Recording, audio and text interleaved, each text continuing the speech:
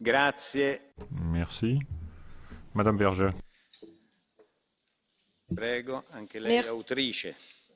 Auteur aussi. 2 minutes. Merci, Monsieur le Président. Les 3 attaques aux postes frontières près du Bangladesh ont servi de prétexte à l'armée birmane pour lancer une nouvelle vague de répression contre les Rohingyas.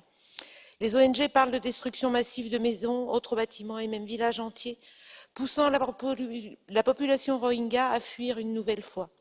On fait état de 25 000 d'entre eux arrivés au Bangladesh et de 30 000 déplacés. Ces événements mettent une nouvelle fois en lumière les discriminations récurrentes dont sont victimes les Rohingyas et rappellent les violences de 2012 et 2015. Dans son rapport de juin 2016, le haut commissaire aux droits de l'homme de l'ONU est sévère. Il dénonce à juste titre la privation arbitraire de nationalité, les menaces sur leur vie et leur sécurité, les dénis des droits les plus fondamentaux comme la santé et l'éducation, le travail forcé, les violences sexuelles et les limitations de leurs droits politiques. Depuis mars 2015, les Rohingyas sont privés de leur white card, carte d'identité provisoire, et les enfants de certificats de naissance depuis 2012 en faisant des apatrides institutionnels. L'arrivée au pouvoir de la Ligue nationale pour la démocratie et la nomination de Aung San Suu Kyi, prix Nobel de la paix, comme conseillère spéciale, elle n'a pu être nommée Premier ministre du fait de son mariage à un étranger, n'a rien changé. L'attitude des pays voisins aggrave la situation. Le Bangladesh les refoule de plus en plus systématiquement.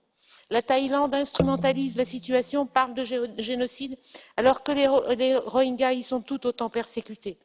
On se rappelle les charniers découverts en 2015 en Thaïlande et surtout en Malaisie.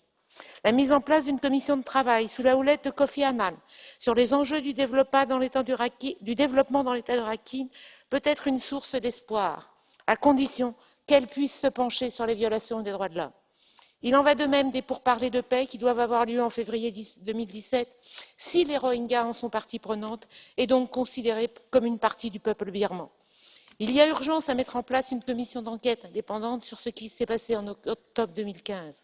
Le dialogue UE droits de l'homme doit être utilisé pour faire pression sur les autorités birmanes, pour faire modifier la loi de 1982 sur la nationalité, tout comme sur les lois dites de protection des races et des religions, tout un programme qui ont été adoptés en septembre 2015. Le service généralisé, le SGP, tout comme la négociation de l'accord d'investissement, sont d'autres instruments à la disposition de l'UE, tout comme le dialogue avec les parlementaires birmans. Oui, la situation est difficile. Oui, quelques progrès ont été réalisés, mais le pouvoir militaire reste omniprésent. Nous ne pouvons nous taire. Il appartient aux institutions européennes d'agir en utilisant tous les moyens à sa disposition pour faire cesser les discriminations et les massacres de Rohingyas. Grazie, onorevole Vergiat. Merci, Madame. Notre collègue Lennartz. Per lei. 1 minute. Thank you, Chairman. Merci. Je saisis cette occasion pour souhaiter la bienvenue à l'ambassadeur du Myanmar. Et merci à la délégation de ce pays